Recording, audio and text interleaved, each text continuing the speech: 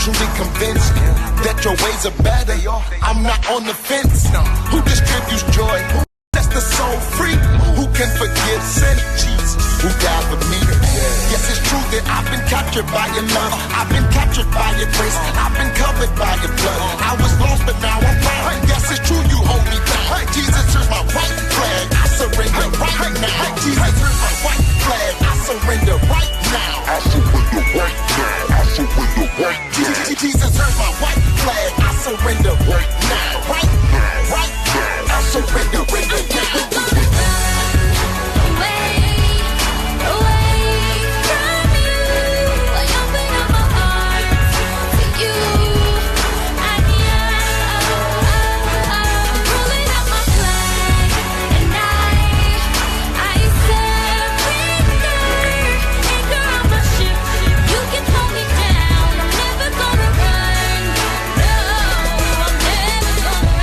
Run away, or go take a hiatus. When the descendant of David's proven he is the greatest. You see, he mediates, he is the mediator. Now I am so free. What a sweet savior. I found a real love, and he is my ransom. Not gonna escape, I'm gonna stay. I'm captured, but I'm so free. And I finally know that I'm where I'm supposed to be. So I raise my hand, I get on my knees. Nothing like the day the Spirit captured me, and there's no one greater. I surrender, I don't need another savior. I'm never gonna run. My ship was a wreck, I couldn't pay the debt, and I lost all my treasure. So I hit the deck. When I saw you better, I knew I'd never run, and I'm staying forever.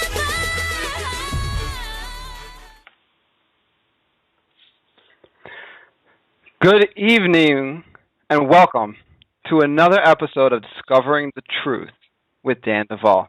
Thank you so much for joining us tonight. Before we get started, and I'm really excited to get started because we have a very exciting guest, but I want to make sure that everyone that's listening is aware that this is my radio program. My name is Daniel Duval, and my website can be found at www.bridemovement.com. Now, on that site, you'll find links to this radio program, other teachings and information, and so forth. You'll also find information about the vision of the ministry and books that I've written and so forth. The books that I have authored that are presently available are Noah's Ark in the End of Days, and also Wounded by Leadership. Now, Noah's Ark in the End of Days is an expose on the last days and the plans that God has regarding His church in light of all that's coming. Wounded by Leadership is a book on how to deal with and overcome the wounds that we have taken from injurious experiences with leadership, particularly spiritual leadership, a major problem that a lot of people have run into as they have tried to move forward in their Christian faith, in their walk with Jesus, or just in life in general. They have come up against situations where leadership has really done them wrong and haven't known how to deal with and overcome those issues. And so those two books are available. Again, my name is Dan Duval. Take a look at them. Now, this week, I'm very excited because we're going to be talking about a lot of relevant issues dealing with our economy, the future of our economy, money in general. And, you know, one of the really big issues expounded upon by the Word of God is the issue of money. A lot of people don't understand that, you know, the Bible actually talks more about money than it does about love or joy or some of these other elements that are so central to our understanding of the faith. And so the idea is God wants us to be faithful stewards and to understand, have understanding, knowledge, comprehension, so that, you know, he can have us positioned for what He wants and have us responsible with what He gives us. Now, our guest this week is named Jerry Robinson. Now, Jerry is an economist. He's a serial entrepreneur, an international speaker, and radio host of the program Follow the Money Weekly. you can find his website, and I'll make sure that he gives it to you later on in the program. And if you're listening to this on Blog Talk, you'll also be able to find it in the sidebar, www.ftmdaily.com. You can also find him featured on WorldNet Daily's popular website on a weekly basis, WND.com. He writes articles for them and so forth. He's appeared on numerous radio and television programs, including Fox News. He's been quoted by USA Today and even other agencies on the topic of the economy, and has had columns appearing in publications such as Town Hall and Financial Sense. Now, Jerry isn't just a guest that I randomly contacted. I've actually known Jerry for some time. I met him years ago when he was conducting a forum, so to speak. He called it Veritas. His slogan was encouraging believers to think and thinkers to believe. And he's certainly a deep thinker with a teaching gift to make very difficult concepts very easy to understand, particularly when it comes to monetary issues, the economy, and so forth. So without further ado, I want to go ahead and introduce our guest. Now, Jerry, are you with us? I am, Daniel. Thank you so much for that kind introduction. That's so nice. Great to be here. Thank you, man. I'm so glad you're here. I have a ton of respect for you, what you have done with the gifts God has given you. And I'm really excited that you've taken the time to be with us on this program, because what you know, I believe, is something that we as the body of Christ and even those that are just thinking outside of the box, so to speak, regarding the economy and where things are going, things we need to understand and embrace. And, there's so much. Now, you've written a book. It's called Bankruptcy of Our Nation. I have it right here for those of you that are watching on the live feed. Outstanding book. I just finished it today. Why don't you just give us a little introduction?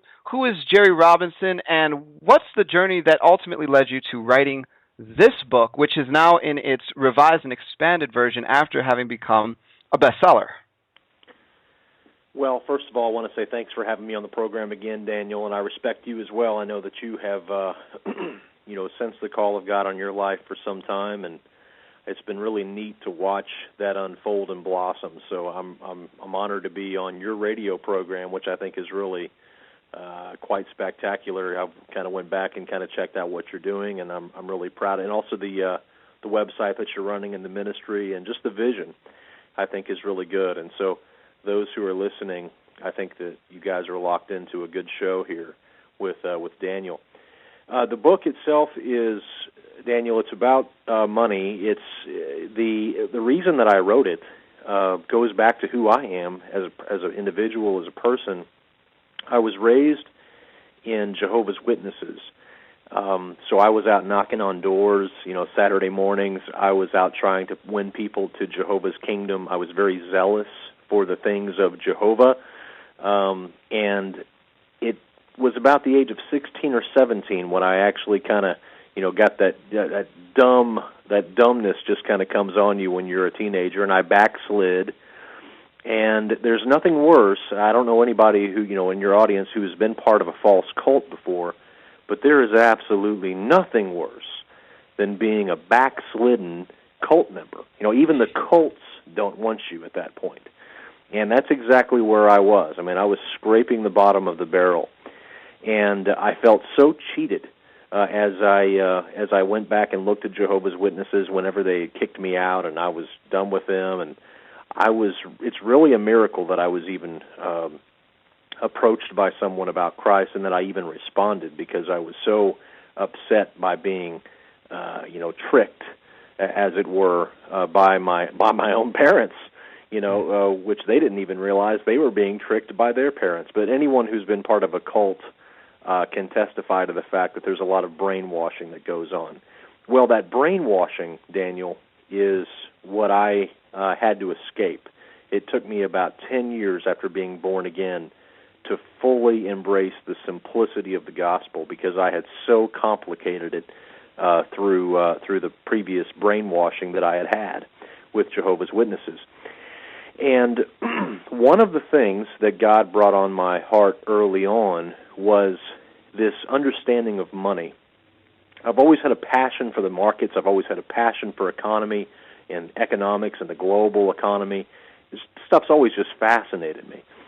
And there's an old scripture, there's an old saying in the Bible, Jesus speaking, says you cannot serve two masters, you cannot serve both God and money.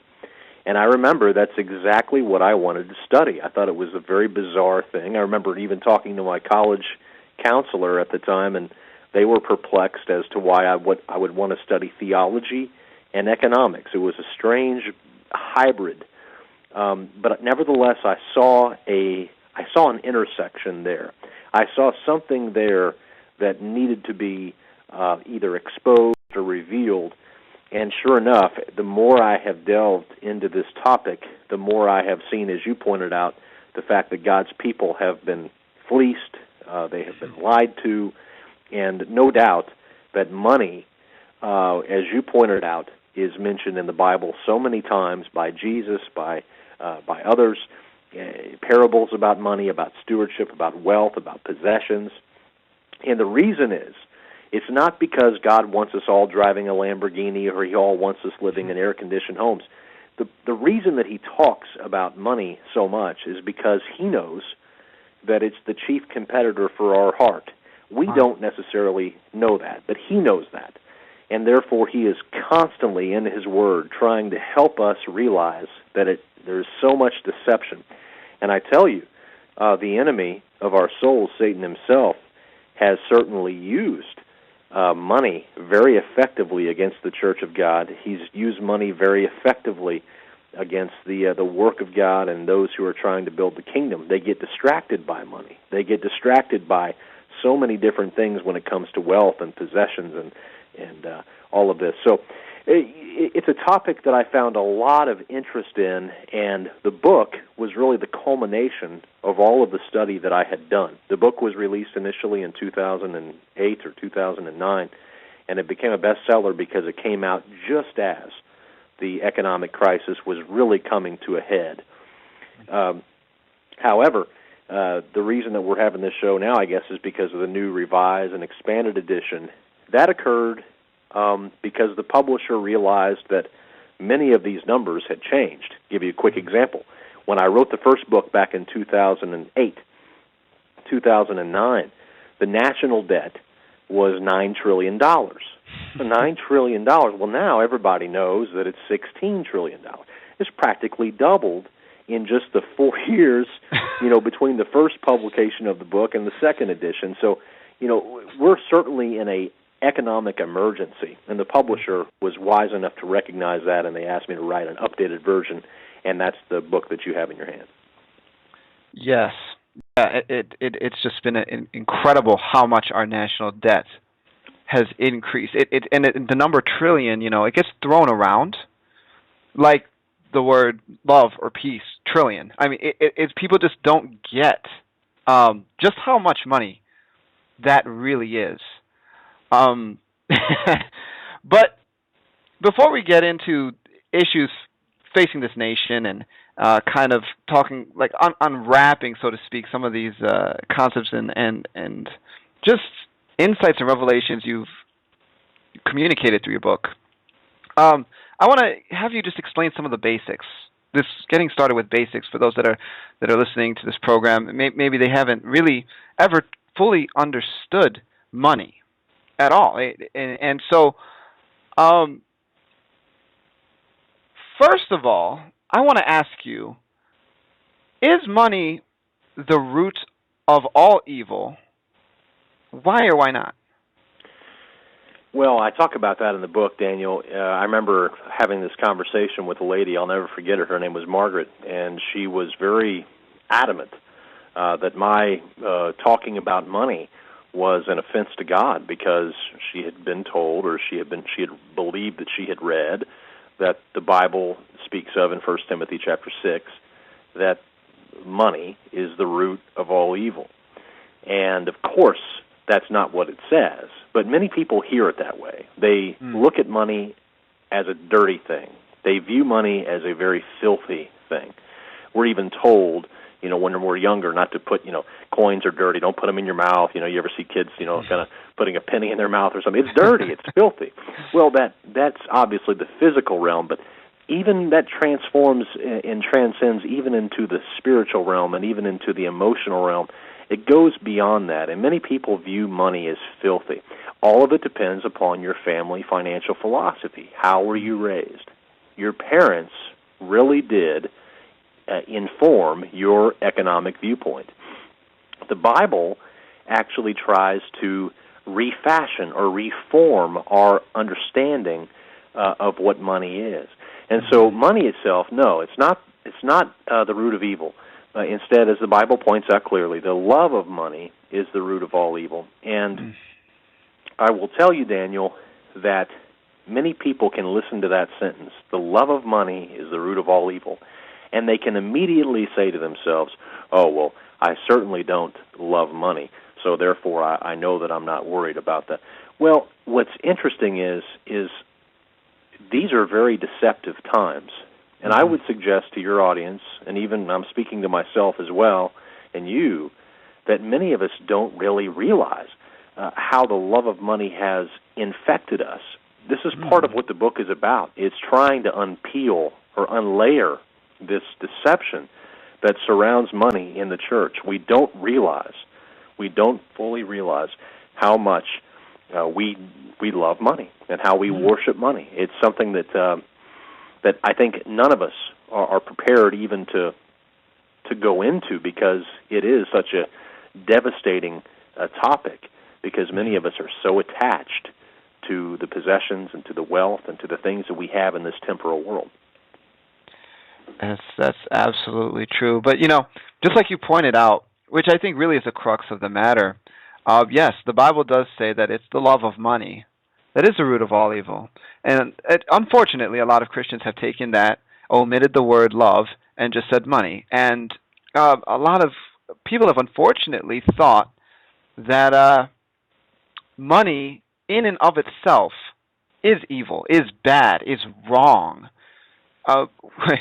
which, as you pointed out, I mean, that does oftentimes come from our parents. What was the situation that we grew up in? What was the philosophy that our family had about money and so forth?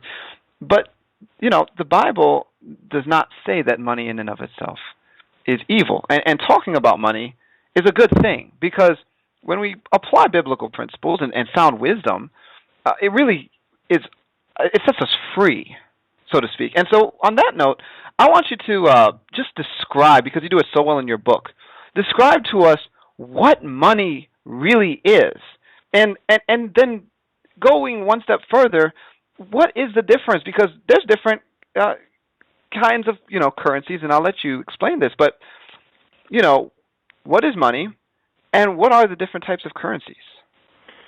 Well, money itself, certainly we view the dollar. We would say, oh, that's money. We would see a dollar in our pocket. We say we work for money. Well, it's interesting. In the Old Testament, the word for money in the Hebrew is the same word as the word silver. It's something that has intrinsic value. Money is something that actually it's a medium of exchange, but it's also a store of value. That's the part that many people misunderstand. Certainly, we can take dollar bills that are pieces of paper, and we can trade them. You have something that I want, and so I'll say, okay, I'll give you this green piece of paper. Why do you take it? Why do you accept it? Well, because you know that somebody else will accept it. So we know that it's a medium of exchange that's legally binding upon our economy and upon our commercial activity. But what many people don't understand, what money really is that it's a store of value. It's supposed to hold value, and that is the area that we talk about in the book that has been completely and utterly destroyed. Every single empire has gone through the same,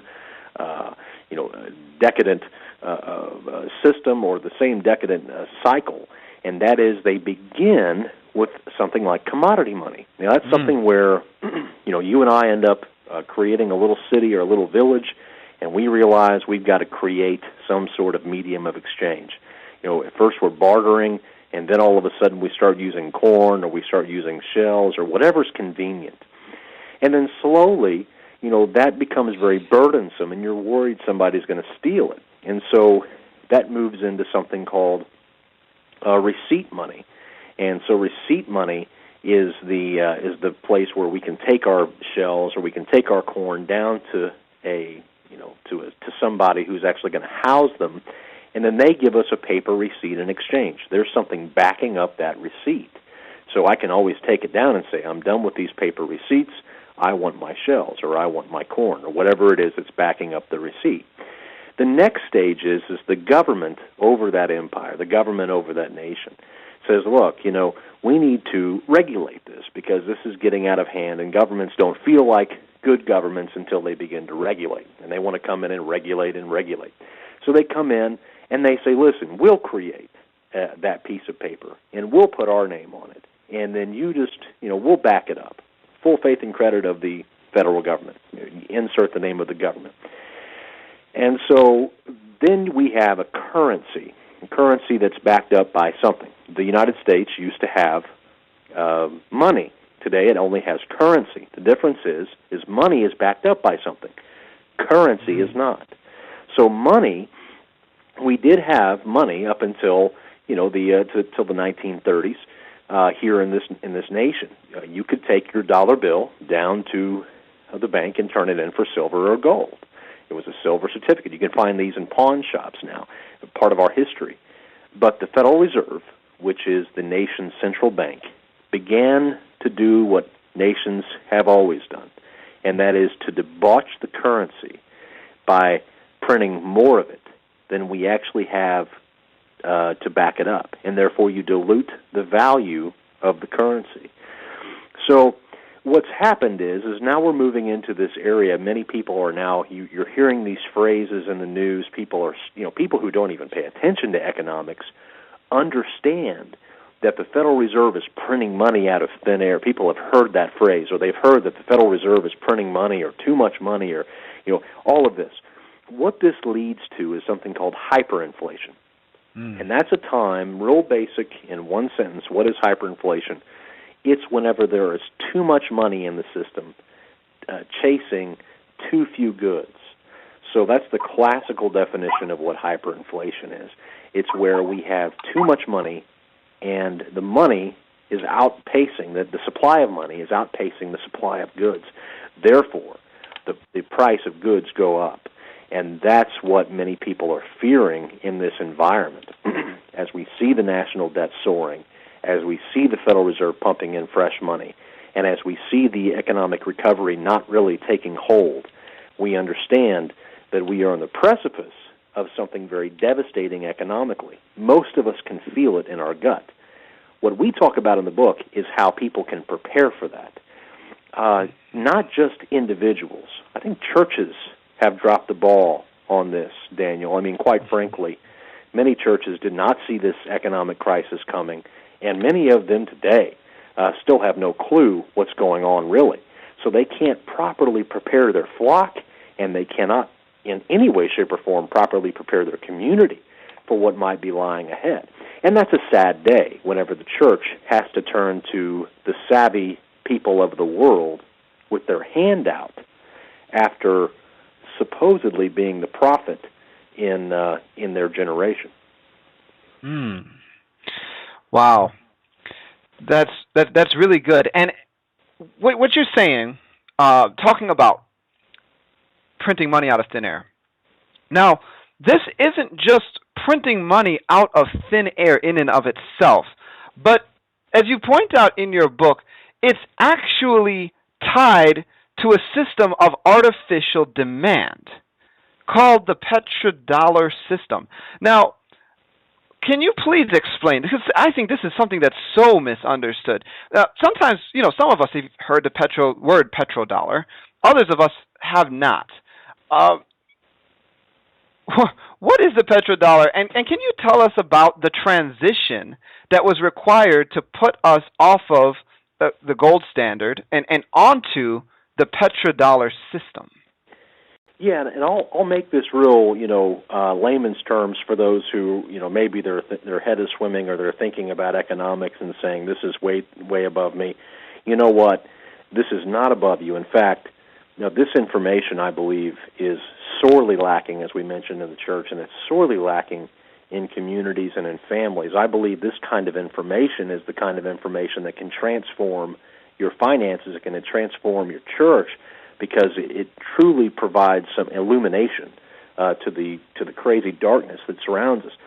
Let's just go back real quickly and say in 1913, okay, if you're looking at a timeline, the Federal Reserve was created. All the Federal Reserve is a bank. That's it. It's just a bank. So there's nothing, crazy about it. It's just a bank. It's a really big bank, and its customers are not people walking in off the street to get a loan. They have very different customers. Their customer is the best customer any bank could have in the world, and that is governments. Now, why would a bank want a government as a customer? Well, the government can always tax its population, and so therefore the bank knows that their default risk is very, very low, because the government can always go out and raise taxes. So in 1913, the Federal Reserve Act is passed. There is one more little act that got passed through Congress that same year. In fact, it occurred before the Central Bank, or the Federal Reserve Act was passed, and that was the income tax. You see, Federal Reserve, central banks, every country has one, and not a single one of them will start without guarantees that they can actually pickpocket the people living in the country. And that's exactly what the income tax is. When you think about it, you work and transact in this society, and yet before you get your check at the end of the week, government has already taken the money out. Now, that's really absurd when you think about it. I mean, we don't need to really worry about that and complain about that. There's not much we can change. But when you think throughout history, that's pretty bold for a government just to come up to you and take money out of your check. Historically speaking, that is really bold. But that's what's required for them to have the benefit of a central bank. Central bank has to know that it has guarantees that it can get paid. Now, the central bank, what it does is it creates the money, and it's supposed to have something backing it up. Up until the 1970s, we did have gold backing up the dollar. In fact, during World War II, we were the number one holder of all the gold in the world. I mean, 80% of the world's gold sat in our country. And the reason was we played World War II very smartly. As Europe beat up on itself and killed itself, we supplied weapons, we supplied oil, we supplied all types of different munitions, and we didn't take their currencies in many cases for payment. We took gold instead. So we drained them of their gold, and by the end of World War II, we were in very good position. And therefore, in 1945, at the end of the war, the Bretton Woods Agreement, 1944, all of this happened. And so now what happens is the United States dollar is backed up by gold. And so all the currencies of the world then peg their currencies to the United States dollar. Okay. So what this did was, when you think about this, if you know that you can take your dollars and you can convert them to gold at any time, or you can take your currency and convert it to dollars and then convert those dollars to gold at any time, which currency, you might as well just hold the dollar, because the dollar is going to be able to be converted into gold much quicker without all the exchange rate complications. And so governments around the world believed that holding dollars was what they called, quote, as good as gold. So they chose to hold dollars because they knew they could turn them in at any time for gold. Well, the United States abused this privilege, and the way they abused it was so much demand around the world existed for dollars that they could print them and people would take them, and they could print more and people would hold them. So they never really had to deal with inflation. So we saw the time of the Vietnam War, this very first major, long, drawn-out battle that we went through in Vietnam. And then we saw the Great Society spending underneath LBJ, which was very expensive, and the introduction of Medicare, and all of these different programs, the war on poverty. Well, as countries around the world saw what we were doing in debasing our currency, they said, look, we don't agree with the economic policies of the United States. We want to turn in our dollars for gold. They were waiting for that moment, and it occurred, and so they turned in their money for gold. Well, by 1971, Britain and Germany, France, many of these other countries were demanding massive amounts of U.S. gold in exchange for their dollars. They didn't want to hold the dollars anymore. And finally, August 15th, 1971, it was during a Bonanza show, for those of you who remember the old Bonanza show. Mr. Richard Nixon, President Richard Nixon, comes on the TV, interrupts the Bonanza show, and tells the nation that the U.S. dollar is no longer backed up by gold. We can't afford it. All of these countries around the world say, you've got to be kidding me. We can't turn in our dollars for gold. Many of them saw it coming, but many of them were shocked and surprised. So many just decided to get rid of their dollars. This caused even more problems. We had a massive recession during this time, and Nixon and Mr. Kissinger, who is Secretary of State, we've all heard of Henry Kissinger, these two came up with a fairly brilliant plan, and that was, we have to figure out a way to get other nations to demand our dollars the way they did underneath the old gold for dollars system. We got to figure this out. And so their plan was to approach Saudi Arabia, who was somewhat of an ally, and who was really building up their oil reserves. They weren't nearly like they are now, but they were really on the upward trend. They were discovering a lot of oil. They needed help getting oil out of the ground. We had good relationships with them on that front. And Kissinger went and spoke to the king of Saudi Arabia and said, look, we will protect your oil fields. These are of national interest to you. And Israel, who threatens you, they have a nuclear weapon. We all know it. And we're going to protect you from big bad Israel. And we're also going to provide you with weapons and munitions, and we might even put our own air base in here, and we'll help you extract your oil and all of this. And the Saudis were looking at Kissinger thinking, well, boy, what is he going to want? He's probably going to want a bunch of money, or he's going to want us to do something we don't want to do. And the punchline was, Kissinger simply said, all we want you to do is price every single barrel of oil that you extract from the ground, price it in dollars. Well, at this point, the Saudis were thinking, you've got to be kidding me. This is it? I mean, there's nothing else. They're going to give us weapons. They're going to protect us from Israel. They're going to maybe even put a military base. They're going to give us airplanes, fighter jets. All we have to do is price our oil in dollars? Well, so what? We'll do that. It wasn't no big deal. Didn't pick their pocket. It didn't break their leg, as Thomas Jefferson once said. So they were happy to do it. And what this did was exactly what Kissinger probably hoped it would. All the other nations surrounding Saudi Arabia, who also had oil fields, they heard about this deal that the Saudis got, and they wanted in. Hey, we want protection from Israel. We want weapons. We want fighter jets. We want you to put a base in our area. We want you to help us protect our oil fields. And so there we had it. The play was get every single barrel of oil coming up out of the ground in the Middle East to be priced in dollars. And when you do that, all of these nations around the world who need oil and buy it from the Middle East now have to take their currency and convert it to dollars. This requires them to have dollars. Therefore, they have to hold dollars. This gave the permission slip back to the United States to print lots of money. Because if you have lots of demand for your currency, then you can print lots of your currency.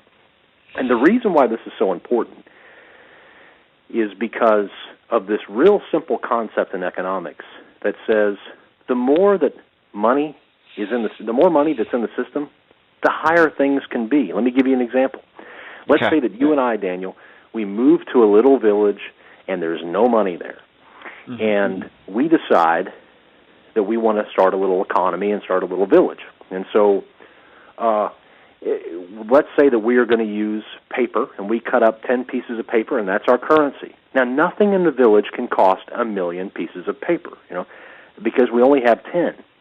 But if we put $1 million in, now all of a sudden something can cost $1 million. You can't raise prices in an economy without the supply of the money going up.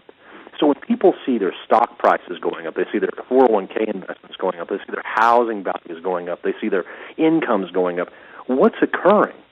Does all of this have more value now? Is everything all of a sudden more valuable? Or is there more money in the system causing prices to rise? Well, the economist says it's obvious. More money in the system means higher prices.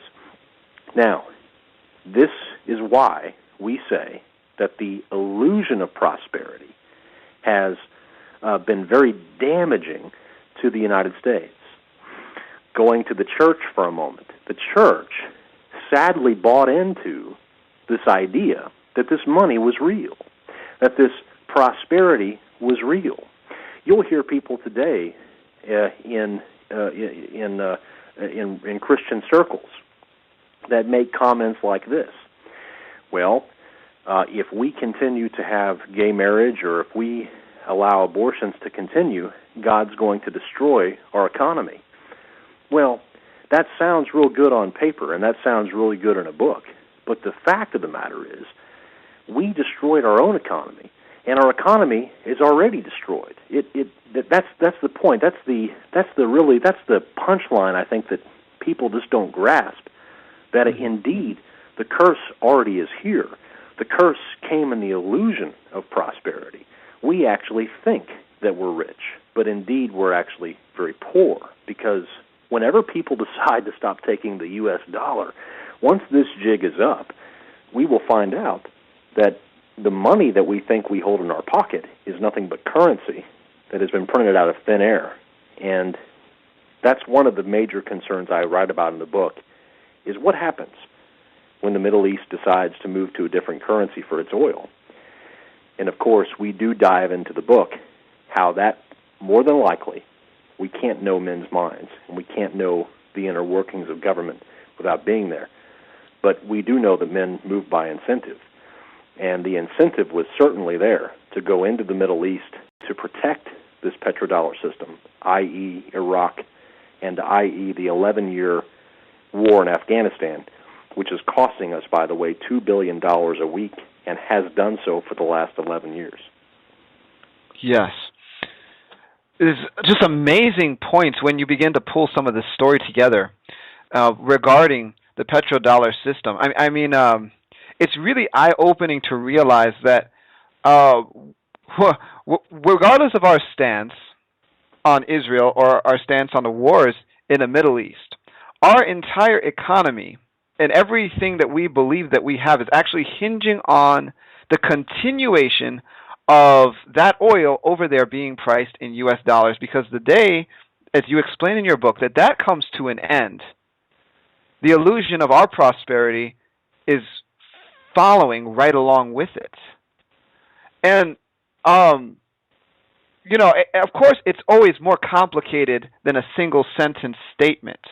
But you made a really interesting point in your book when you said that the idea of a word note means debt. And when you say I have a car note, that means I have debt based on my ownership and possession of the car that I'm driving. And when you pull out a dollar bill from your wallet and you read Federal Reserve Note, it's the same principle that bill is actually significant of the debt that you owe because of your possession of that bill. Can you expound on that a little bit more in light of what you said so far? Yeah, Daniel, it's a very bizarre process, but the way that the Federal Reserve works, and many people don't believe this when they first hear it. I remember being in economics class. I mean, we even learned this at the university level whenever I was there studying economics, and I remember the moment when we learned this, that there was kind of a gasp in the room as many people, were in disbelief. It didn't sound like it's real, but it's totally real. The Federal Reserve gets an order to print currency from the United States Treasury. if the Congress, for example, decides, okay, we're going to pass this bill and we're going to spend this much money on war, well, they need money, and they don't have, they don't have a savings account. The government's, they're bankrupt. So what they have to do is they have to go and sell bonds, and when they sell bonds, Americans will buy them. Foreign governments will buy these bonds, and what they are is IOUs. And the government sells these bonds and says, yeah, we'll pay you back in 5, 10, 30 years, whatever. Just give us some money. And whenever they have a bond auction, whatever they don't sell, the Federal Reserve in its bylaws, it's required to be the lender of last resort. So if they're trying to auction off, let's say, $500 million in bonds, and they only sell $200 million in bonds at the auction, the Federal Reserve is obligated by law to fund the rest of that auction. So they have to print the money and then provide it to the government. Well, where does the Fed get the money? That's the big question. We know where the other people got the money. They got the money from the general economy. They got it from their savings account. They got it from their government coffers, wherever they got it. But where does the Fed get the money from? Well, the Fed doesn't have a savings account either. In fact, all they have is the ability to print money. So they literally will print money out of thin air and then buy these bonds, and then they hold the bonds. What's interesting about the Federal Reserve is not only do they monetize this debt by buying the bonds with printed money out of thin air, but they also set the interest rate that they're going to be paid back. So, when you hear the Federal Reserve setting interest rates or setting interest rate targets and they have these meetings, well, they're setting their own interest rates. I mean, this is the most rigged system that you could ever imagine. The bank itself sets its own interest rates that it's going to be paid back. Now, one of the concerns about this is that when you look at a dollar bill, as you pointed out, it says at the very top, Federal Reserve note. So it tells you instantly, this piece of paper is a loan. It's a loan. So in essence, when you go work and you work at a job or whatever you're doing and you get paid in these dollar bills, well, you're getting paid with a Federal Reserve note. And what that means is the Federal Reserve owns that piece of paper. It's theirs. They put their name on it. And it's a loan by them to the government and then to you in the end. So you're carrying around this dollar bill, and what's interesting about it is, this is probably the most bizarre thing in the world that I've ever heard. Huh. And that is, this dollar bill was printed by the Federal Reserve, and then it has to be paid back with interest. But the interest doesn't exist. So if the Federal Reserve loans the government, let's say that $200 billion or $300 billion or $1 million that they need to borrow, the government says, thank you. But then the Federal Reserve says, no problem, pay that back to us with interest. Well, where does that interest come from? Who makes the interest? Who prints the money that's paid as interest? That's the kicker. There is no money for interest. So in essence, we have this game of musical chairs in the U.S. economy where all that exists is the principal, but interest is owed. And so therefore, the principal has to be used to pay for both the principal and the interest. Therefore, you have to have foreclosures. You have to have bankruptcy. They are inherent in the system. It's the way the system has been rigged. There have to be losers because there's not enough money to go around to pay for all the interest. These things desperately need to be understood by people of faith because the Bible tells us that we are to be as wise as serpents and as gentle as doves. And you cannot be as wise as a serpent in this generation and not understand how Satan has totally pulled the wool over the American people's eyes with money. It's an unbelievable, astonishing story. It is unbelievable. As a matter of fact, it's just so ridiculous. It makes you sick to your stomach. Let me, because we have about 10 minutes, and then we're going to go to break. Before we do that, can you explain to our audience how the Fed, meaning the Federal Reserve, one, exists as an entity that is not federal? I mean, it is not a government institution. It's a private bank. Explain how it exists that way. And two, how they can literally increase and decrease the money supply. Well, the central bank, the Federal Reserve, it is not, as you mentioned, a part of the federal government. The government has its tentacles in the central bank. It does have some, in some ways, it's a quasi-government agency in some ways. However, it is extremely autonomous, and that's part of the reason why it still exists, is because it's autonomous. But overall, the Federal Reserve is, again, it's a leech upon the economy because, and we can say that with all conviction, because in Article 1, Section 8 of the Constitution, it says that Congress is the only institution that has the permission to coin money. What did our founders know about central banks? Well, they fled the Bank of England whenever they left the mother country. They knew that the Bank of England, they were running more from the Bank of England than they were the Church of England. I know most of the stories talk about the Pilgrims and the Church of England and the persecution. Well, if you notice what we did when we came over here, it was much more about money than it was about religious freedom. I mean, it was much more about money. And of course, what we tried to do is we tried to get away from the taxes. We tried to get away from the economic oversight of the Bank of England. And one of the things that our founders were absolutely absolute about was the fact that we would not have a fiat currency as they did in England. And so they were adamant that we would only use silver, gold, and coined money. In fact, in 1792, the Currency Act was passed and signed by George Washington, and he said that any man who ever created a paper money that was not backed up by anything should be hanged. I mean, it was a death penalty. I mean, they were serious about this. They did not want us to be where we are today. And what's so ironic is Mr. George Washington's face graces the front of the Federal Reserve note, the $1 bill. Of course, he would have had someone hanged for even making that or printing it.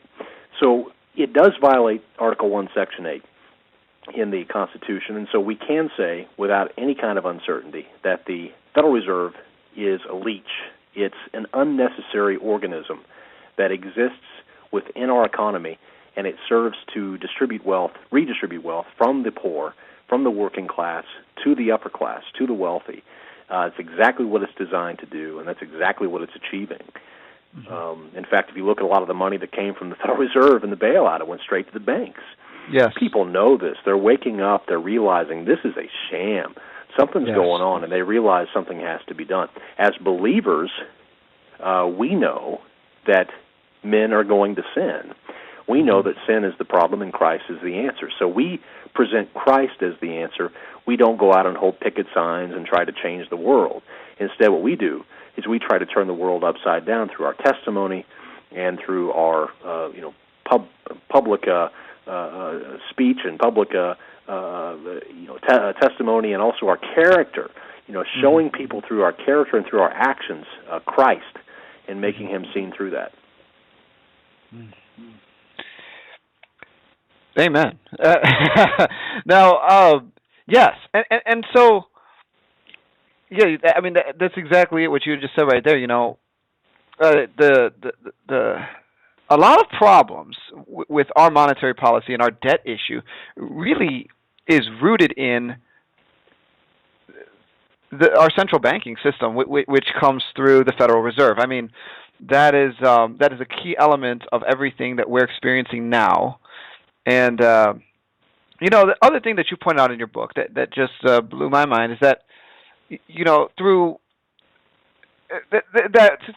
policy writing with the stroke of a pen, the Fed, when you use that as a term for the Federal Reserve, can with interest rates, actually manipulate how much money is in the system. And so they can purposefully take our economy through booms and busts with policy. Oh, absolutely. Absolutely. I mean, and you think about the banks right now, everyone's complaining about low interest rates. And for those, in the audience who have money in a bank or they have money in a CD and they're looking at these pathetic rates, they have the Federal Reserve to thank. But remember what central banks do. The way that central banks win is when they get you to borrow a bunch of money. I mean, think about the banks. If you're a banker, what do you want? I mean, you want people to borrow lots and lots and lots and lots of money. What's one good way to do that? Well, lower interest rates, right? And so you lower interest rates, and then the governments, they borrow money. Well, what happens is then you turn around and then you hike the rates after they've borrowed a bunch. And then guess what? You own them. You own their country. And that's exactly what the founders were saying. Do not let these private banks come in and loan money to you and drop the interest rates to absurd levels and then turn around and then own you in the end. And that's exactly what the Federal Reserve is doing right now. It's policies. They have ultra-low interest rates. They have kept rates low unbelievable amounts of time, and it's a shame. By doing so, it hides the fact that we have problems. When they raise rates, our government is not going to be able to afford the interest on the debt, let alone the debt. Forget the principal payment. The interest on that principal. Can you imagine the interest payment on a $16 trillion debt when it's 8%, 9%? I mean, you won't even. That's going to be more than our. That's going to be more than almost all of our government spending combined. So the Federal Reserve knows what it's doing. It's going to transfer most of the wealth in this country to itself, and that's what central banks have always done. That's what, it's not a surprise. It's not something that should shock us, but we need to be prepared for it, and we need to be doing things in our own families' lives and our own finances to prepare for this, because history repeats itself, and those who don't learn from it are, they're doomed to repeat it. Yes. It's just such a spectacular. I mean, in your book, you went ahead and outlined a history of nations that have been through the cycle of the fiat system in place, and how they have printed a whole bunch of money. In the end, they have gone into hyperinflation, and everything collapses. The whole system collapses in on itself, and it's happened over and over, and it keeps on repeating. And even a couple of quotes that have been said by others. There's multiple ways to overrun a country. And one is with guns and military, and two is with debt. Absolutely. How do you feel about the idea of taking over a nation by indebting them? I mean, it's in complete opposition to the Word of God. The Bible tells us that a borrower is a slave to the lender. It never tells us that debt is a sin, but it does say that debt is really dumb, and we shouldn't really get ourselves entangled in it. But one of the things about debt in itself is it's so ironic with a nation who prides itself on being the land of the free and the home of the brave and liberty and all of this. But in fact, they're slaves. I mean, they're enslaved to the banks. They're enslaved to the central bank. When I say they, I'm talking about me. I'm talking about you. I'm talking about us. Our children are indebted to this central bank. I mean, it's an absolute travesty. You know what's even worse is you actually on this last presidential debate, you didn't hear the Federal Reserve, the phrase, ever brought up during the debates. So they don't bring that stuff up. They don't want to talk about that. You don't bring that stuff up. That's the stuff you talk about if you want to, all of a sudden die from a heart attack, in a back room somewhere mysteriously. You don't bring that stuff up. You leave it alone. You talk about other things. You focus on other things, and that's the thing that we didn't see in the debates at all. Everybody was either for Obama or for Romney, and neither one of them would even dare utter the phrase Federal Reserve, because they know that they can't do anything about it. So, and they also know that if they don't have a Federal Reserve, they have They have to raise taxes. If you can't borrow from the Fed, you got to borrow from somebody. And I don't think you and I really want to pony up money for them to go fight all these endless wars. So they just conveniently use the Fed to do that as their checkbook. And down the rabbit hole we go. All right, if you're listening, you've been listening to Discovering the Truth with Dan Duval. Now, we've been talking with our special guest, Jerry Robinson. We've been learning a ton of information.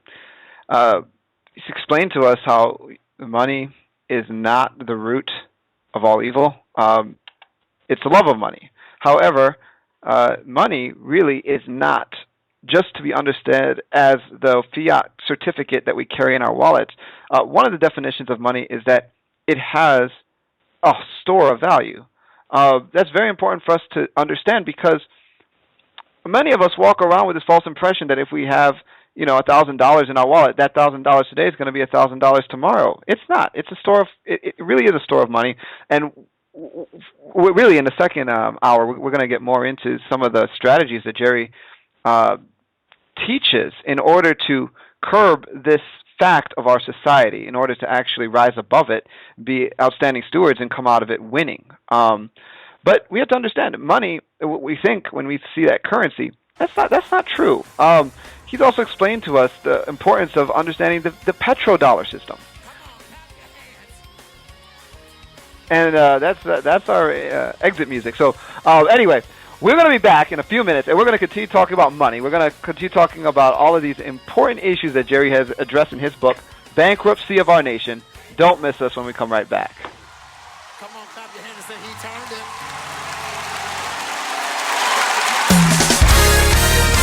Welcome to the all-new CBN Gospel from the Christian Broadcasting Network on CBN.com. We want to speak life over you today. Every person listening, we want you to understand that no matter where you've been or where you might currently find yourself, it's not over. When God is in it, there is no limit. New Breed. It's not over. It's not finished. It's not ending. It's only the beginning. It's only the beginning. When God is in it, all things are new. all things are new. All things are new. We brought some friends along to just encourage you a little further. James Fortune. This is for someone right now. I know it's darkest, Yes. just before dawn. It's not easy right now. This might be the hardest season you experience. I've been there, but it won't last Won't be too because you long. are. Closer than you think you are. You may not see it yet. Closer than you've been before. Come on, Israel. Oh, look to the sky. Help is on the way. Say it's not over. It's not over. It's not finished. It's not the end yet. ending. Your story's not over. This is only. Only the beginning. He makes all the difference. He makes all things new. Yes. With God. All things are new. All things are new. In the spirit, I sense something starting to move. Something is moving. Everything is turning around. It's getting better. Seasons are changing. Seasons are changing. Everything. Brighter days are here. comes to shine. It's in the clouds. Remember that you're closer. Said you're closer. So hold your head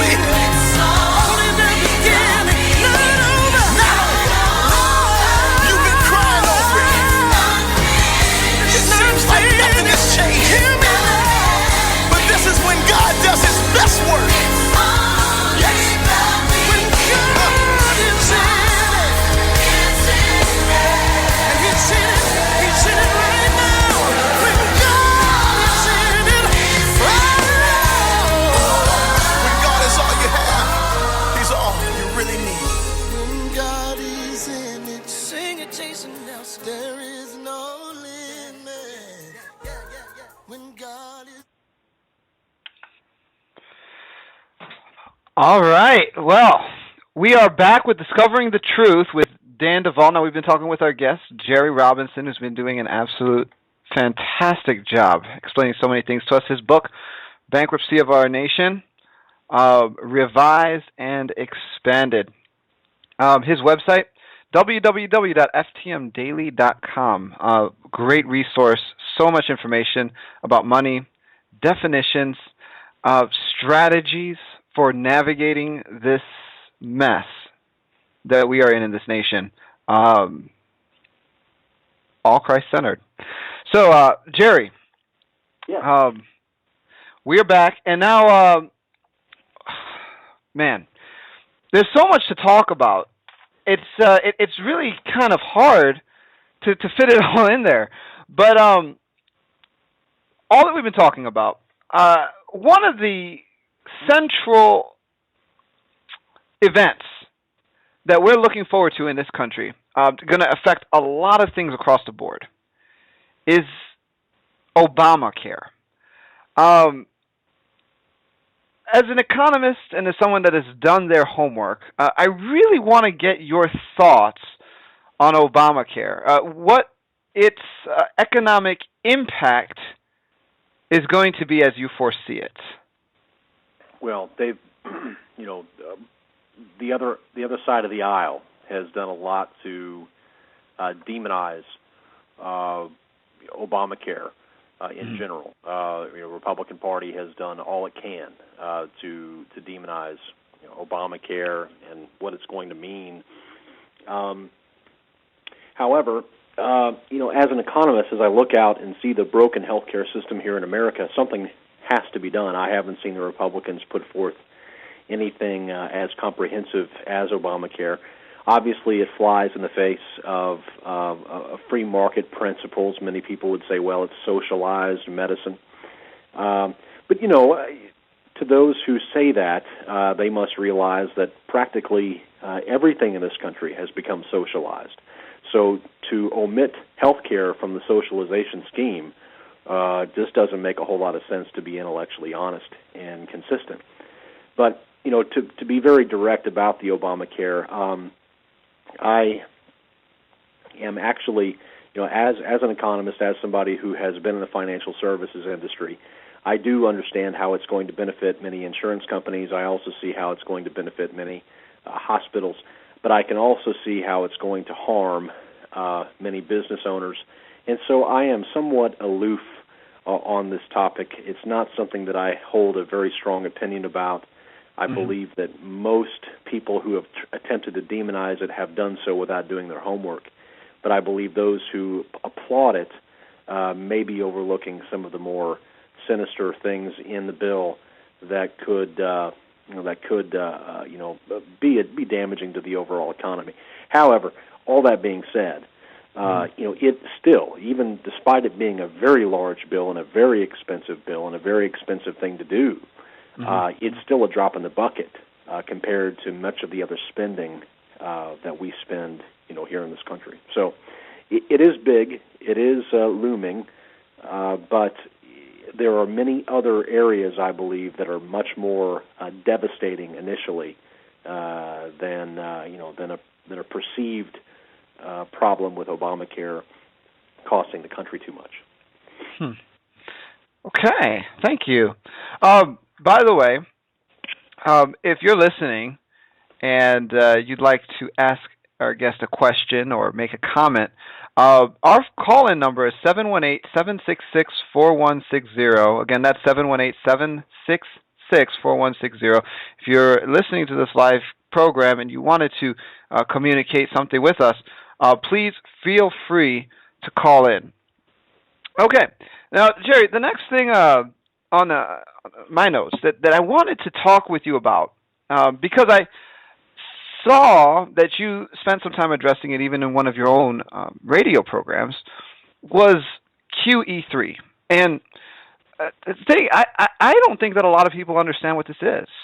Personally, I haven't really done much homework into what this is, what it means. Can Can you spend some time telling us about maybe QE2 as a predecessor to QE3, and what is behind all of this? Well, you can imagine a very sick person who falls ill and goes to the hospital, and the doctor comes out, and those things they rub together and shock the patient with. In essence, this is shock therapy. This is a dying man on a gurney, and these are the final desperate attempts to get an economy back going again. Okay. We have never, in fact, you can go through history, economically speaking, and go through and try to find an economy that has experienced the type of Herculean type of monetary intervention that we have. You won't find it. This is what scares many economists and many financial observers and investors, for that matter. And that's why many people are choosing to purchase gold and silver, is because they understand that the Federal Reserve is pumping money in over and over and over, and that's exactly what these quantitative easing programs are. QE3 stands for quantitative easing. Mm-hmm. It's just another word for money printing. So they say we're going to print X amount of dollars, and we're just going to provide it to this. We're going to buy this, or we're going to buy that. We're going to buy bonds, or we're going to buy mortgage-backed securities, whatever whatever they decide to do. And what that does is it's supposed to prop up those particular interest rates, bring them down, and provide a liquidity to different markets. Well, it's not working. I mean, I think that's a part that most people fully comprehend, is that no one would look at our economy right now and say that it's healthy. Most of us know that the economy is not healthy, but at the same time, there have been so many Band-Aids put on the economy that we can't quite tell exactly how bad it is. I think that's part of the problem with the Federal Reserve and all this quantitative easing. When you go to business school, you spend some time in college or even high school, and you learn about the business cycle, about how things kind of go in a cycle. Well, the Federal Reserve and the central bank itself has intervened so much in the economic cycle that guys like me, the economists of the world, we can't even tell exactly where we are in this cycle. We have no clue. Are we in the recovery? Are we in the trough? Are we in we're certainly not at the peak. If we're at the peak, we're in trouble. And so, where are we at in the business cycle? No, nobody knows, because it's been so altered. It's been so tampered with. And so this has to be allowed to run its course. The way that you solve this problem is, obviously you get rid of the Federal Reserve. That would be a great start. But, one of the easiest things to do is to raise interest rates. Raise interest rates now, and develop some other form of energy that doesn't make us so dependent upon foreign countries for our oil supplies. Convert to natural gas. There's so many different things that the government could be doing, but instead they're bickering about what happened in Benghazi. They're bickering about all of these things that they can't change, when there are so many things that they can change, but they're not touching them. That is what alarms investors, economists around the world, is the fact that the United States government has many things that it can change, and it won't even discuss them. Well, that leads to a brick wall eventually. And so that's where we believe we're heading. It's an old saying by Winston Churchill, which is pretty smart. He said, Americans are really good at doing the right thing after they have exhausted all other options. And that's really where America is now. We're going to figure this out, but it won't be early. It'll be after a lot of problems and a lot of pain have pushed us to that solution. Wow. And this kind of segues, and I want to have you talk about the Social Security crisis that we're facing, because would you just could kind of spearheads right into that idea I believe you dedicated an entire chapter to this issue. What is this crisis, and how does this how is this reflected in terms of national debt and unfunded liability? That's another thing. A lot of people, I'll rephrase that question, but, a lot of people, they look at this $15.5 trillion debt and would say, wow, we're really in debt. This is really bad. But the real unfunded liability debt right now is close to $120 trillion, and that's tied into a lot of this Social Security crisis. So can you spend a little bit of time talking about this aspect of what our economy is hinging on? Yeah, absolutely. And just a couple of points about that before we talk about Social Security was you brought up the $120 trillion. What's interesting is all that money is owed for future obligations. Well, if you took all the money in the world and you pulled it together, you wouldn't even have $120 trillion. I'm not talking about dollar. I'm talking about every currency in the world and converted it to dollars. There's not $120 trillion in the world. So how are you going to pay that off? The other thing is that if you look at the U.S. economy, this is what really freaks people out, is you tell them there is less than $3 trillion in the U.S. economy. Well, how can you have a $16.5 trillion debt if you only have $3.5 trillion? If, for example, President Barack Obama goes to bed tonight and he has a dream where he is supposed to pay off the national debt, he couldn't do it.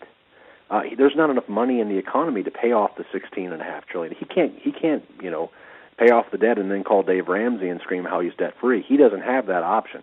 We're not able to pay off the debt. And the problem is let's say that we did pay off the debt. We still have to pay off the interest on the debt, and that's the problem that this country faces, is that there's just not enough money to even take care of these things.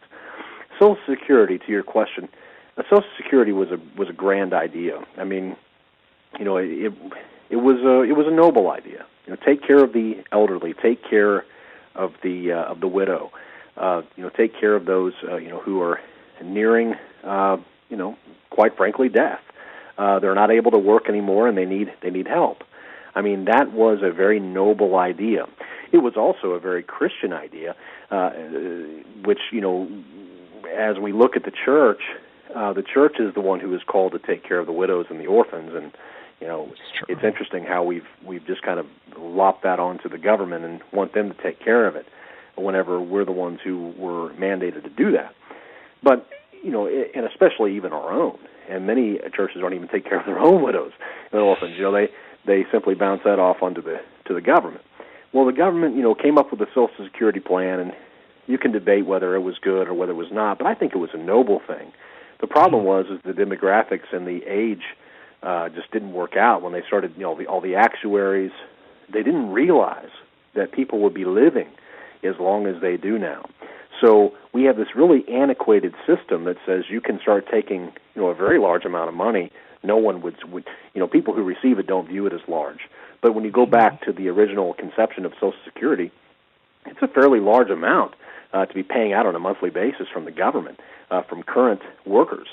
And right now we have 3 or 4 workers for every retiree. It's going to get worse as we go forward in time. So when it was first initiated, it was much, much higher. The ratio was much more in favor of the retiree and the worker. So, where we are now is a very antiquated system that needs a full revision. It needs a hard reset. We need to reboot this system and bring it up to date with medical advances, medical technologies, because people are living much, much longer, but they still believe that they are allowed to retire at 65, and they are, because the government has told them that they can.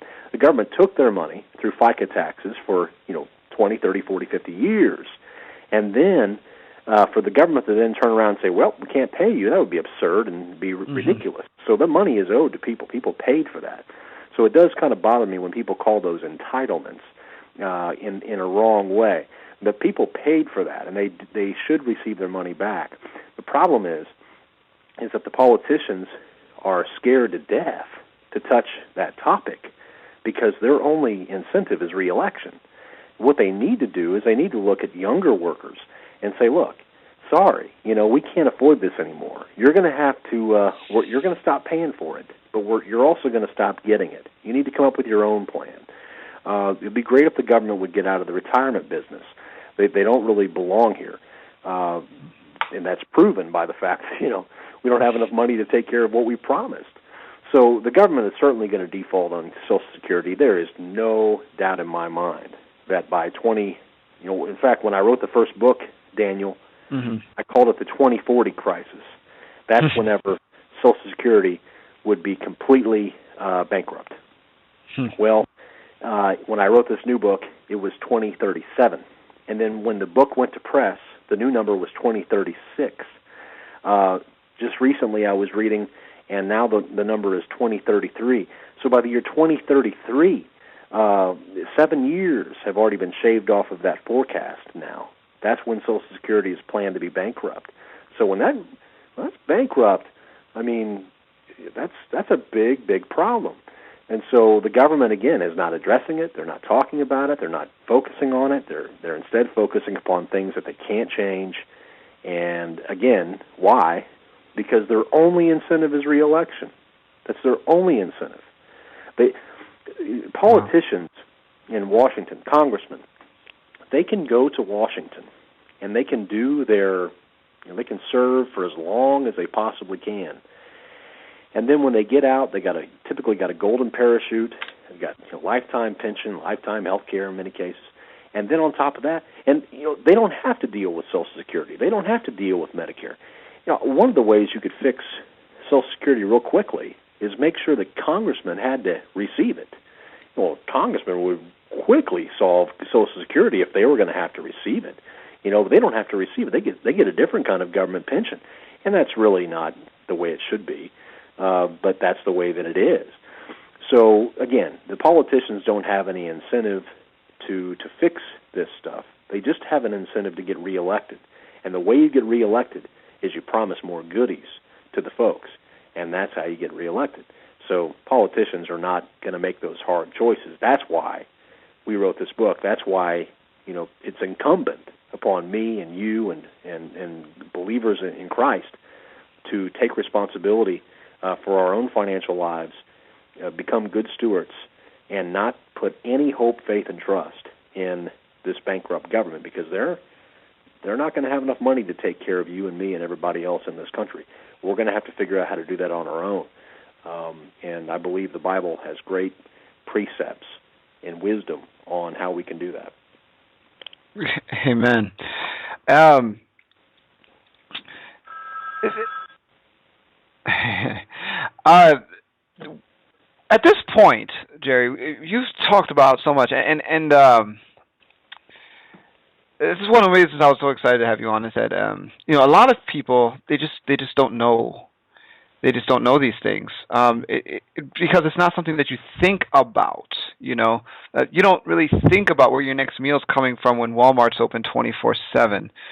You don't think about what that dollar you're carrying really is when it works and you can still spend it.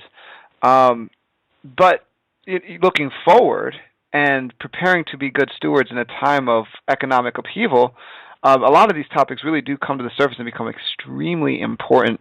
And that's why in this next part of the show, what I really want to do is begin to get into some of the strategies that you teach to allow people to navigate the economic crisis on this side of it, and then being placed in a position where they'll be ready to navigate should an economic collapse or the failure of the dollar, happen within a couple years or tomorrow or whatever. So let's start here. Consumption. You talk about something called the consumption trap. What is that, and how do you see people being able to be liberated from that? Well, the consumption trap is really just something that each of us have fallen into by way of living in this nation. We we are told through the collaboration of merchants and financial institutions and advertisers that we have to live a certain life. We are never really given the option whether to outsource our production or to actually produce on our own. When you think about who actually makes money today, aside from the financial industry, which really doesn't produce anything, they do produce some value in some ways, but for the most part, they're not really producing anything. We wouldn't think of a stockbroker as a manufacturer of anything. He doesn't produce anything. The government doesn't produce anything. Therefore, they're a dead weight as well. So, who makes the real money? Well, aside from people who can print money out of thin air and earn money off interest, the predominant wealthy are those who produce. They create things.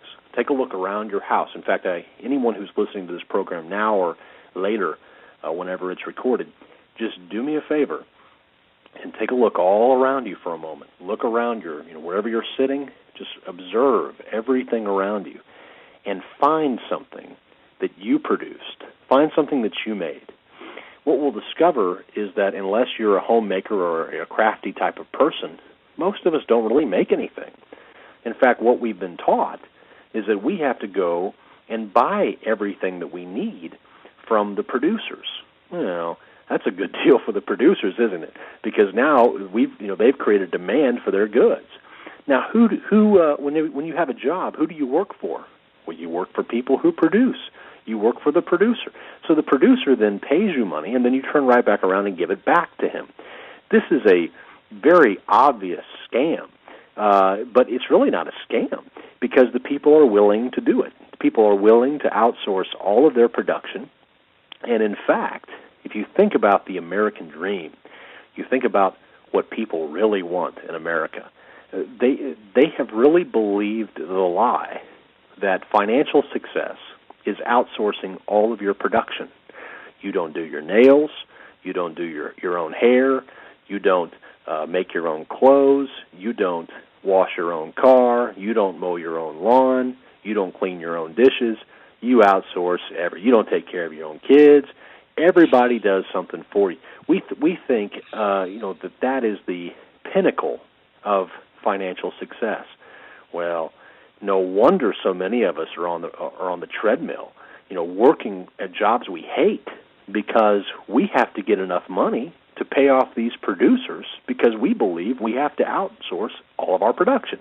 It's a brilliant scam. I mean, you got to give it credit. But for people who are listening to this, I would encourage you to think: what are you producing? What are you producing? What kind of value are you creating for society? What kind of value are you creating? Value creators are wealth creators. That's really simple. Value creation equals wealth creation. Producers make money, and they make money from consumers. So most Americans, whether they would want to admit it or not, do not create any value, and they consume. They don't produce, and they don't create value. You know what? I've been there. I know exactly what that feels like, and it's okay when you're there. But awareness is the very first step. Okay, I don't create value. I only consume. What do I need to do? Well, we need to think about what we can produce.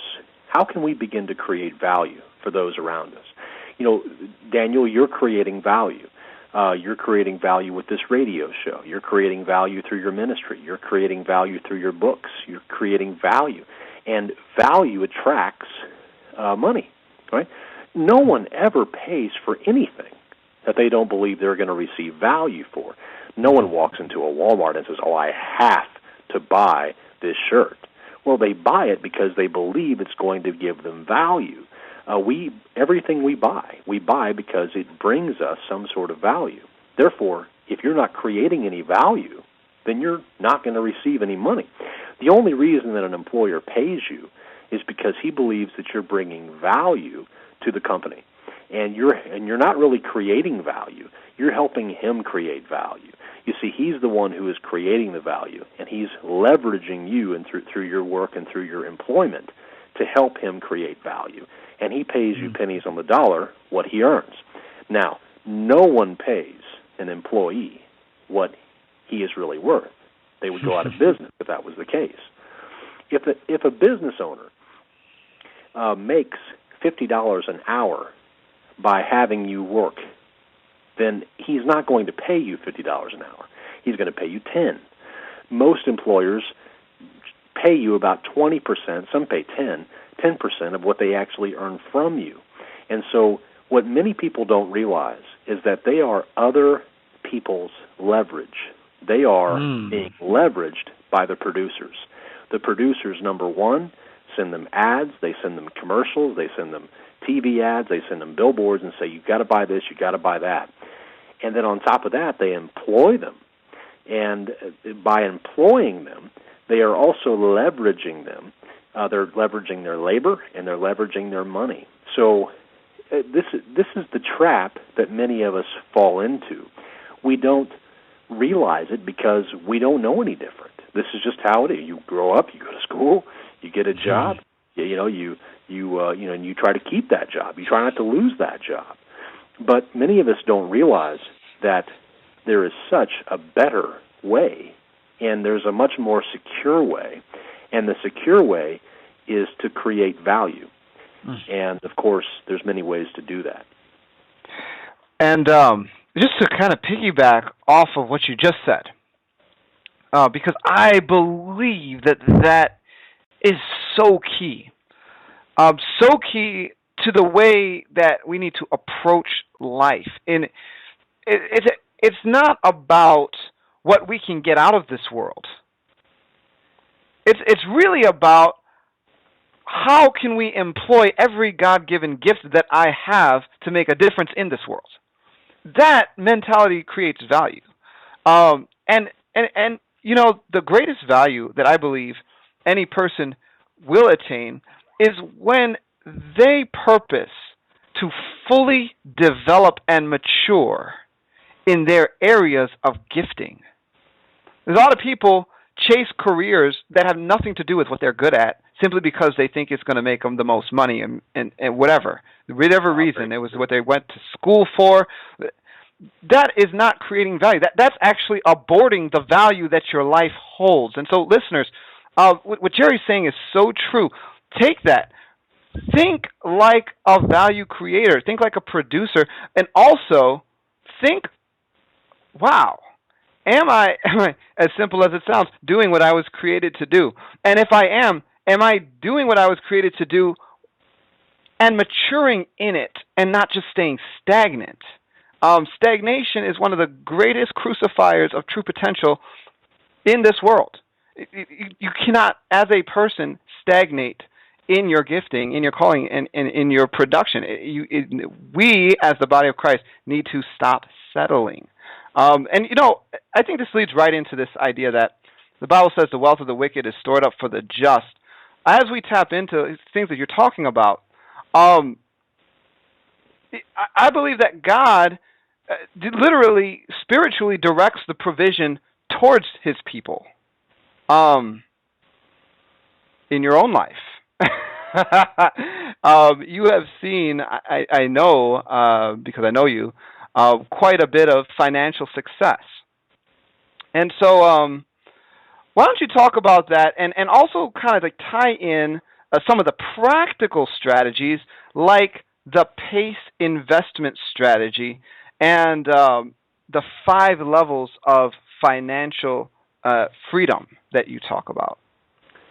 Well, for the majority of people listening, you pointed out a great thing when you said that many times that we sacrifice our potential for a job or for a career or, you know, something that we think that we want, but in essence it's in somewhat conflict with what we've been called to do. That's another reason why we talk about what we talk about.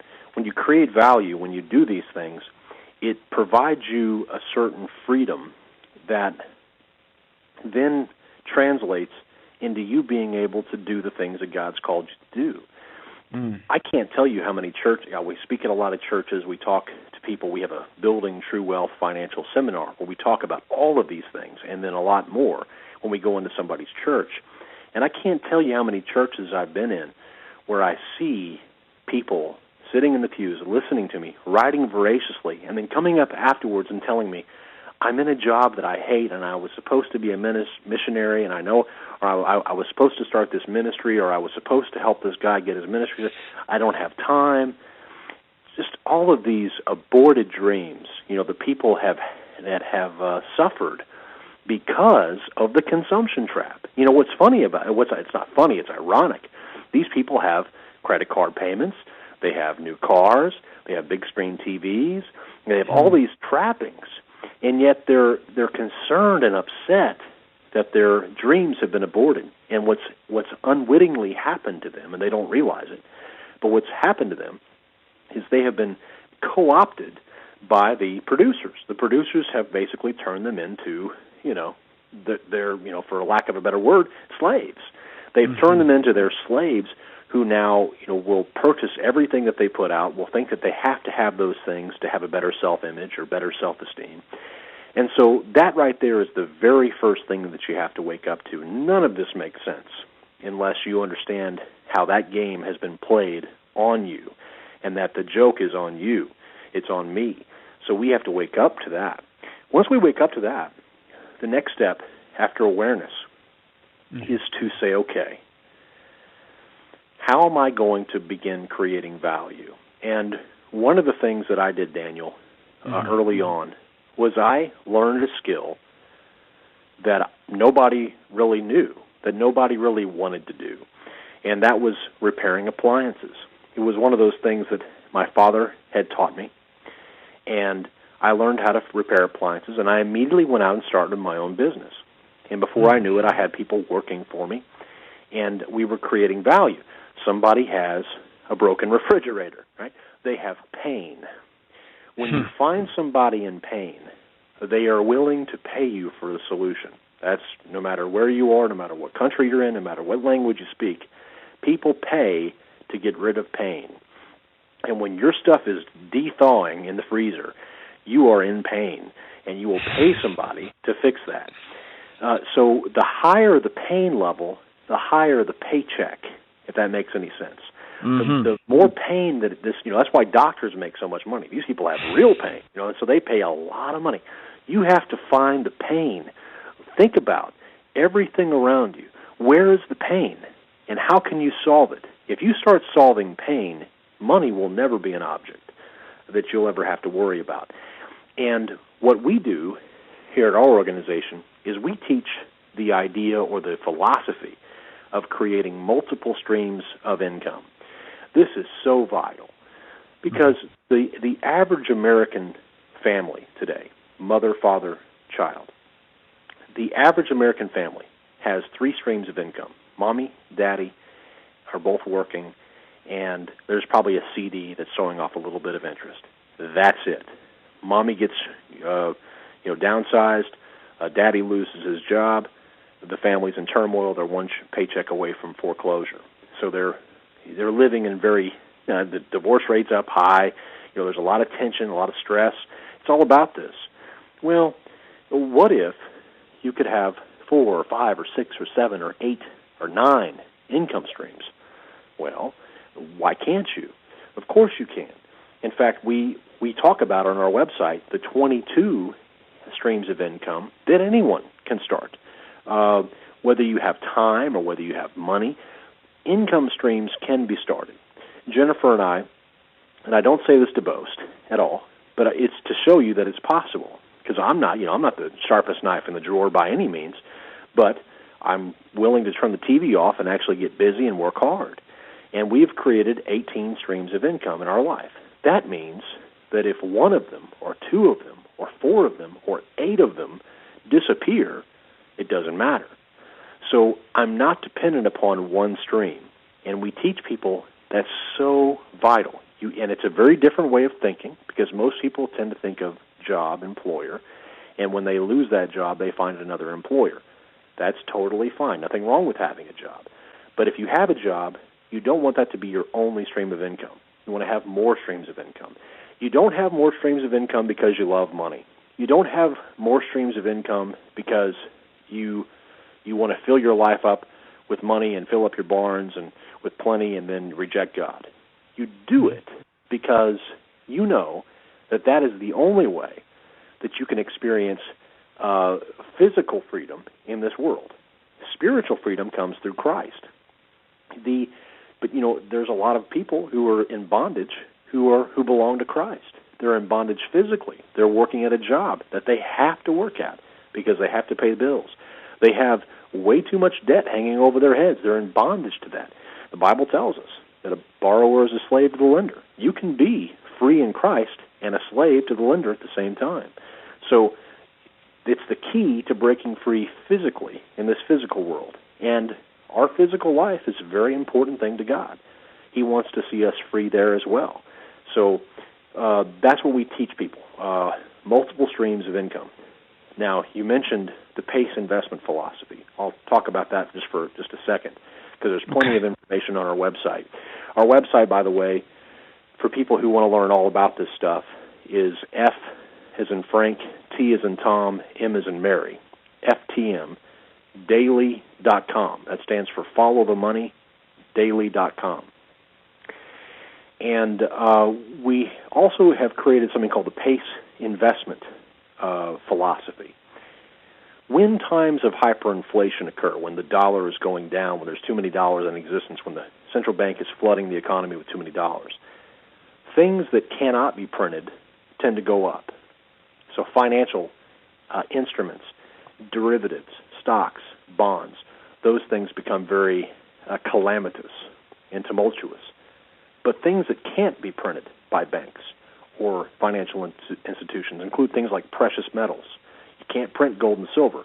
You can't create more of it. You have to go find it. Agriculture and commodities. These things you can't print. They tend to go up when a lot of money goes into the system. And E stands for energy. So you have P, precious metals, A, agriculture, C, commodities, and E standing for energy. These are the four areas that we believe have always done well in the past during hyperinflation and will continue to thrive as we go forward. So we're big believers in gold and silver. We're big believers in agricultural commodities, cotton, sugar, all of these, these kind of boring things that do very well, energy, natural gas, uranium, things like that we like and that we actually hold in our own investment portfolio that people can actually follow. We have a model portfolio. Then finally, the 5 levels of financial freedom. In essence, that's the big enchilada. It's a free course that we have on our website that you can go through, beginning at level 1, and then level 2, and then level 3. It's a journey towards financial freedom, and it's put in a proper order. We base it completely on what we believe to be a biblical model for financial planning. It involves laying a foundation. It involves creating a surplus of savings. It involves spreading out your investment across a diversified pool of assets. And it also encourages some speculation, but only after you've laid that foundation and you can afford to lose money. Some people like to trade stocks. Some people like to flip houses. Nothing wrong with all that stuff. But if you're trying to do that because you don't have any money, you're going to hurt yourself. So you always want to lay a foundation before you go to speculate. And so that's what the 5 levels of financial freedom are. They are a step-by-step guide to those who want to get ahead financially and break free, financially speaking. It's their roadmap to financial success, and it's the exact roadmap that my wife and I used to achieve what we've achieved. And I think it's safe to say that on a personal level, while we can, and doing like what we're doing here, we're exposing the system. But on a personal level, when it comes to what does it mean for me that the dollar has so much debt on it, it is basically doomed at some point in the future to collapse, that our nation is bankrupt. what can I do personally? Using some of these tools that you have just described really is a viable solution for us. And a lot of people, while they have heard of gold and silver investing, and this is what I love about your system, a lot of people haven't thought of sugar and cotton and natural gas, holding these things and ownership over them as additional countermeasures against a collapsing financial system. And so I really appreciate that you guys have put this together, that you have organized it and explained it in the way that you have, because it helps. It helps us. It gives us something to proactively do in light of the information that I believe God wants us to know. Because how can He deliver us from a problem we don't even believe exists? So true. But here, now, I wanted to also go into a couple more things based on the precious metals, because there's some other avenues that haven't been talked about as much, but I know that you have referenced them and you have knowledge of them. So I wanted to ask you, what are your thoughts on diamonds and palladium? I'm a fan of both. Palladium, in particular, is in an interesting place right now and should probably be watched closely. But there's no buy signal that we see currently on palladium. But I do like palladium for the sheer fact that it's used in practically every automobile in the world because of the catalytic converter. They moved from platinum to palladium, and palladium's going up in value. Most of the palladium that's mined, it comes out of South Africa, some out of Russia. It's an interesting metal. We provide an update on our website every single week called the Precious Metals Market Update, and we cover all four precious metals: gold, silver, palladium, and platinum. And our latest forecast on palladium is just kind of a hold. For those who currently own it, hold it. For those who are looking to take a new position, it's probably not a good time yet. As far as diamonds go, diamonds are probably the most easy and most transportable form of wealth in the world. It's extremely private. You can carry out a multi-million-dollar portfolio out of this country in your shirt pocket. You can't do that with gold. Gold, it's very heavy. It's very cumbersome to carry around. But the diamonds, that's how many of the Jews escaped with their wealth in Nazi Germany. Is they actually escaped, and they would take the diamond and they would put it on their wife's, ring finger, and they were allowed to leave with their diamond rings. Much wealth can be stored in diamonds. In particular, I like the yellow diamonds. The white diamonds, I'm not so crazy about long term. But diamonds, in general, if you look at their track record, they have gone up double digits for the last 40, 50 years, every single year. So there is a tremendous demand for diamonds, and we have more information and even a webinar about diamond investing on our website, ftndaily.com. Wow. Thank you for that. Thank you for that, Jerry. Before we close the show, because we have about 10 minutes left, I want you to address the issue of sacrifice. What role has sacrifice played in your personal life? And how important is that for us to embrace in our own lives? Well, in this most recent election, we saw it was a very sad thing. We saw the church in general focusing a lot of its efforts on the election, on one side or the other. Unfortunately, our country is so divided down the racial divide still. We are the only nation we're the only nation that's ever had to go to war to end slavery. I mean, no other nation in history has ever had to kill its own people and gone to war to fight itself just to get rid of slavery, the institution. I mean, that was a horrific event in our nation's history. And the racial tension still exists today. And we can see it in the politics. We can see it in the political divide. That racial divide is right there. So what was interesting during the election was to see that racial tension coming back up in the form of political, ideologies and speeches and anger about, Obama versus Mr. Romney. And the church in general, those who embrace, Washington as a solution, it's so ironic, is that many Christians will adamantly tell you, I don't place my faith, hope, and trust in the government. And yet they do. They do every single time they hold up a picket sign. They do every single time they hold up a political sign.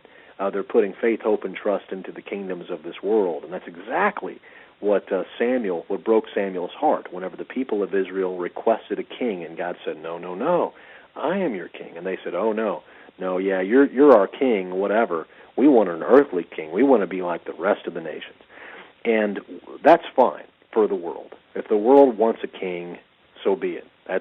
What do you expect? We don't look at unbelievers and say they have to follow our ways. They don't have to impress us. I think it's ridiculous whenever believers try to get unbelievers to clean the outside of their cup to impress us. I don't care what an unbeliever does. If he, gay marriage and all these things, those obviously are sins. But I can't enforce my legal code or my moral code upon a unbeliever. I mean, his eyes have not been enlightened, as Thomas Jefferson once said. Far be it from me to try to force him to see what I see. He has to come to that revelation on his own, and I want to be there to help. But at the same time, I cannot force him. And that's what we have seen is this insistence upon using government to solve our issues. And what it has done is it's back to your issue of sacrifice.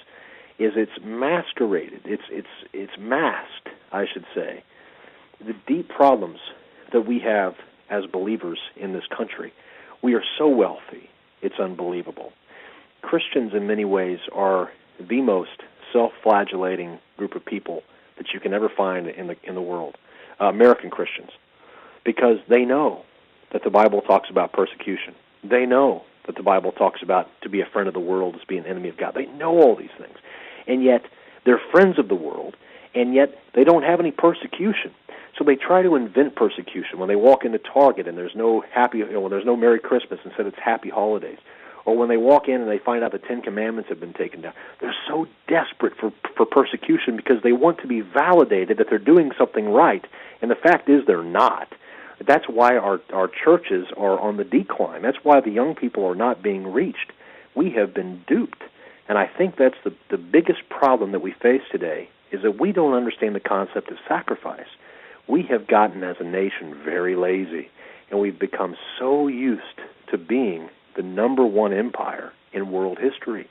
And it's caused a lot of arrogance to rise up in us. Martin Luther King Jr. actually gave a speech on this back during the Vietnam War, and he talked about this. And he said, if you ever believe that America itself was somehow a divine messianic force to be a policeman of the whole world, that God would raise up a nation that doesn't even know His name to bring justice to this nation. And I believe that's so true. We have become so confident in government. We've become so confident in our military. We've become so confident in our fake dollars that we have lost sight that this kingdom is not the solution. That tweaking it, that reforming it, that changing, rearranging the chairs on the Titanic is not going to stop the ship from sinking. Those who believe the Bible to be literal know that God's kingdom is the solution. We pray in the Lord's Prayer, "Thy kingdom come, Thy will be done." Those are not empty words. Those are words that Christ told us and showed us and instructed us to pray.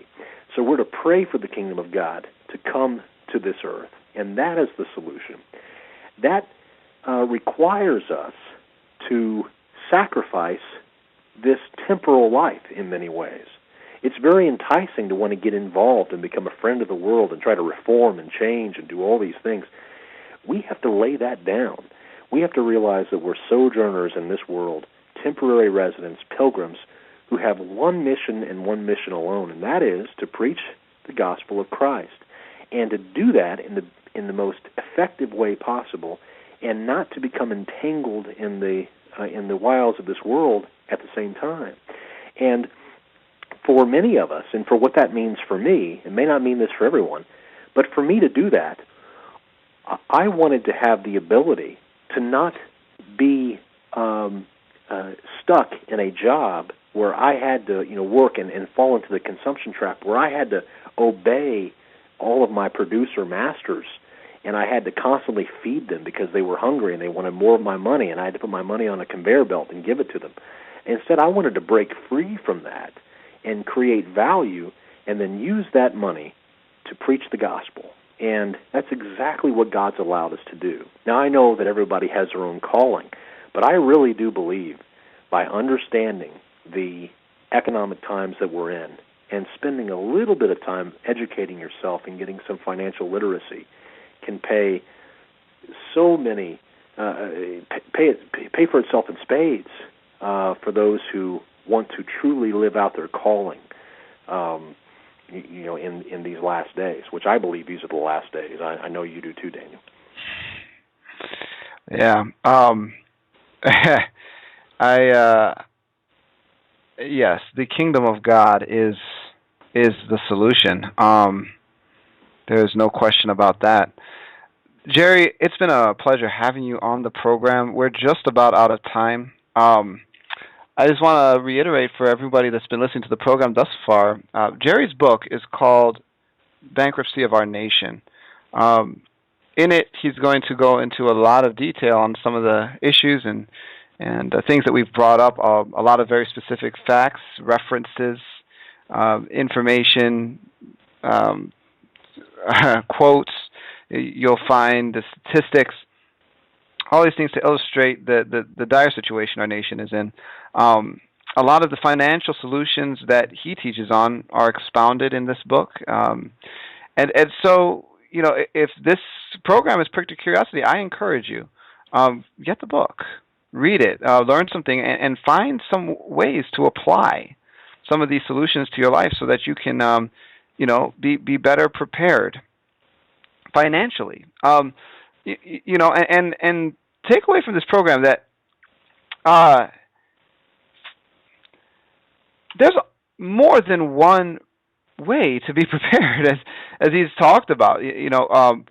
While gold and silver and storing up food are good things, in light of coming adversity, there are a lot of diversifying activities we can engage in now that will also yield great fruit in the future. And so his website's www.ftmdaily.com. And Jerry, was there anything else you wanted to add? No, I just really appreciate coming on the program, and I think you're doing a great job. And I just want to tell people, who may be listening to you for the first time, who don't know you, that you're a fine young man, and that I know you personally, and I'm really impressed with everything that you're doing, and I know that you're right where you're supposed to be. So it's a wonderful privilege to be right here with you.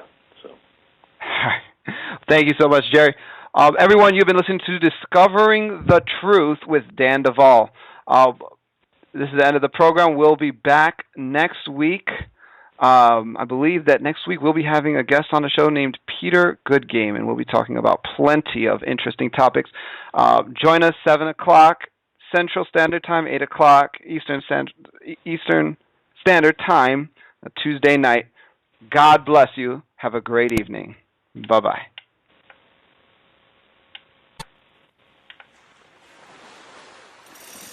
"90 seconds. Thank you for using Blog Talk Radio. Goodbye."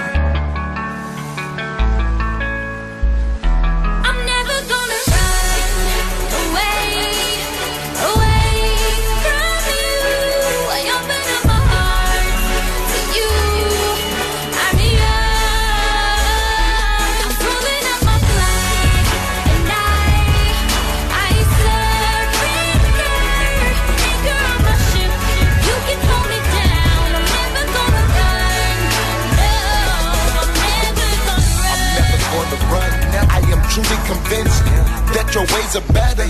I'm not on the fence. Who distributes drugs? who died for me. Yes, it's true that I've been captured by your love. I've been captured by your grace. I've been covered by your blood. I was lost, but now I'm found. Yes, it's true you hold me down. Jesus, here's my white flag. I surrender right now. Jesus, here's my white flag. I surrender right now. I surrender right now. I surrender right now. Jesus, here's my white flag. I surrender right now. Right now. Right now. I surrender right now.